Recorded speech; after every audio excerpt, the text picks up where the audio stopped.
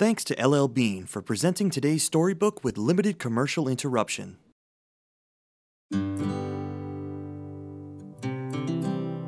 Melissa Nicolli. I'm a vegetation biotech for the National Park Service's Inventory and Monitoring Program. Today, I'm at the John Day Fossil Beds National Monument in Central Oregon. I have the wonderfully rewarding job of getting to monitor the vegetation resources within the parks. The information that I collect can help park staff make informed management decisions that protects their native plant communities. I love working for the National Park Service.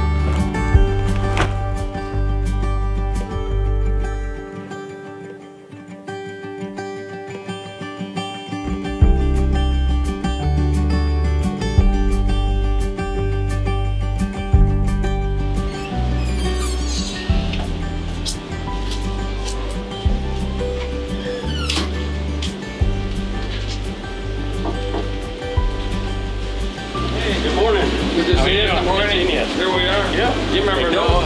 Noah, thank you.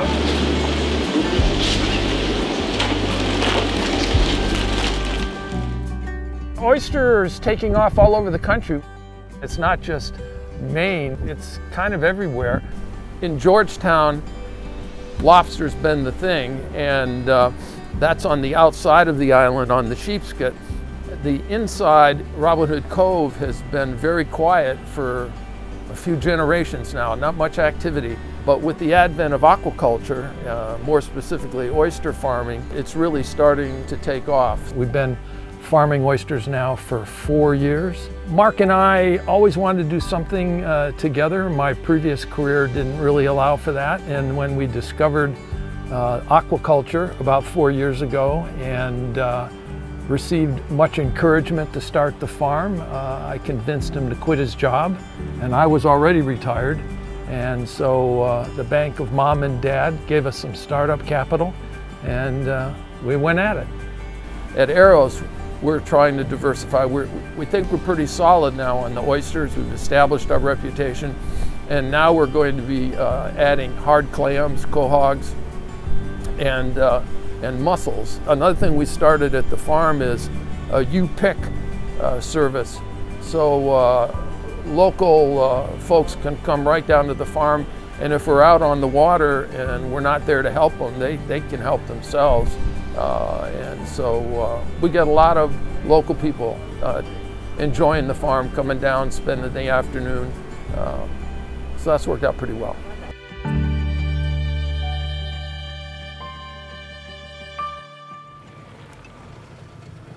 We have a very unusually sweet tasting oyster. The restaurants and consumers love it, and so we don't want to mess with it too much. We think our oysters are super sweet because we're very close to the bottom of the cove, and that's a huge saltwater marsh, and it's the food factory. So all that primordial soup sweeps through the lease twice a day. We get 2 tides a day.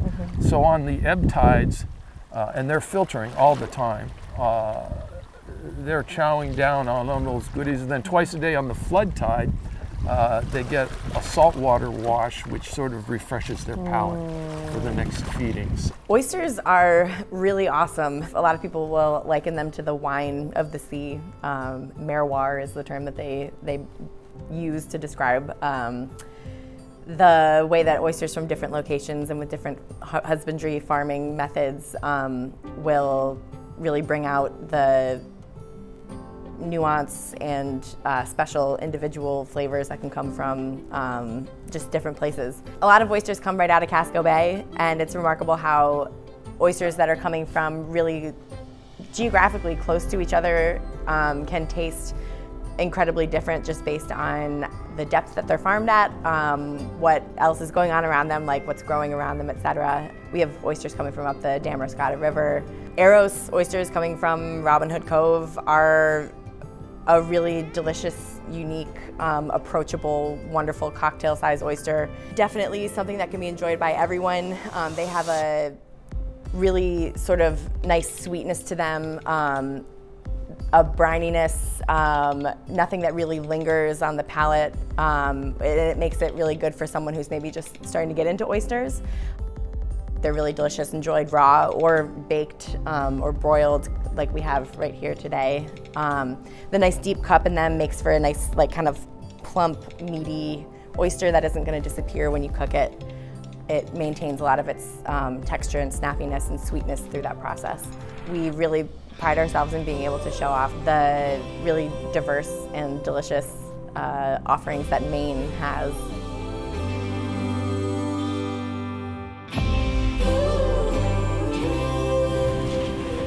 Hey, how you guys doing? Hey, Billy. Good to see you. Yeah. Take these groceries from you. All right. Take that. Sounds good. How are things? Things are good? Yeah. Awesome. You too? Yeah. No. All right. Doing it every day? Yeah.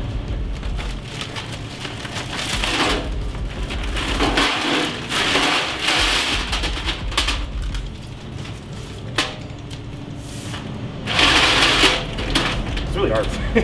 You're not kidding about the plumpness on these. What's that? You're not kidding about the plumpness on these. Oh yeah, They're so it's the meat beautiful. inside that's really plump now. So this time of year they have kind of a mahogany Right. color to them. Sure. In the summer they're more whitish. Sure. So 3, 2 to 1. 3 to 2 to 1 is what we shoot for. 3 to 2 to 1. Not and that's just a ratio, not 3 inches by 2 inches. Sure. So, yeah. Oh, that's great. This is our 4th year selling. It was such a good year last year that we pretty much ran out of oysters, and we wanted to be sure we had enough for the spring, so we stopped selling as of January 1st. Every year is a shortage of oysters, and the reason for that is because a lot of oyster farmers try to sell off everything they have in the fall, and then they have nothing in the spring until the growth starts in June and July. We try to, by keeping an inventory, we try to stretch that out. We've been using this time to get ready for next year. It's a big year for us. We're mechanizing the nursery instead of passive wooden trays in which the oysters rely on the current to feed. We're going to have, they're called upwellers, and they're mechanical nursery operations where we actually pump the water from the cove through the oysters so they're eating 24/7. The objective being to get the oysters as big as we can before they winter over. And this system should probably double the size of our oysters. We're a new farm. We're only 4 years old. COVID's almost all we've known. So we don't have a good baseline to compare to, but we're always selling out. We can't keep up with the demand, and just talking to other farmers and the restaurants, it's been banner years. I mean, you know, it's the best of times, it's the worst of times. At first, we were concerned that the restaurants were going to be shutting down, and so we started online direct-to-consumer sales, FedEx overnight, and as it turned out, we didn't need that, but we've continued with it. It's kind of fun, selling directly to homes, and that gets larger every year. It's about 5% of our sales now, and we sell all over the country.